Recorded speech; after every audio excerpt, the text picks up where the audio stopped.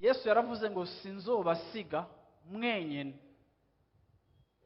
Iki yariko arakibwira abigisha kugira ngo abahumurize mu ruhagarara rwabo rwo kwibaza ko uru rugendo ruzobananira canke bizobagora atari hafi yabo.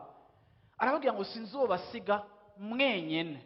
En d'autres termes, uwo ngiye kubarungikira, uwo nzobarungikira, azoba yihagije, azoba yikwije kugira ngo abahe imfashanyo ikenewe, abahe soutien nécessaire yo kugendana n'Imana, yo gufonctiona mu bwami bw'Impwemu, yo gukorera mu bwami bw'Imana, yo gushobora koopera mu bwami bw'Imana, yo gushobora gukomunia canke kugira ubusabane n'Imana. Ni Mpwemu Yera azobibashoboza. Ivyo byose azobibashoboza. Azobashoboza kuguma muri connection nanje, azobashoboza kunesha, azobashoboza kujana nanje, azobashoboza ikintu cyose.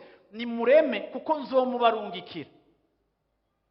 Uno musi muri kino gitondo ndaje kubwira ibintu wari umaze kumva.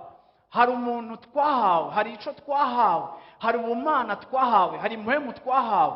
Uwo ni wadushoboza igikorwa cyose dukorera Imana. Uwo ni wadushoboza intumbero zose Imana iduhaye, uko ziremereye cyangwa uko zoroshe. Uwo ni wadushoboza, uwo ni we twisunga. Iyo nzi ko ndamufise, iyo ndi conscient ko ndamufise, ndamwegamira ko, ndamuharura ko, ndamwitega mucari karansaba cyose. Mu kubanza kubona ubukene bwanje bwo kudashobora, haleluya, mbanza kubona uwampamagaye nica ashobora kunshoboza, kuko yaradisponibilije Mpwemu Yera mu buzima bwanje kugira ngo anshoboze guca mu kintu cyose.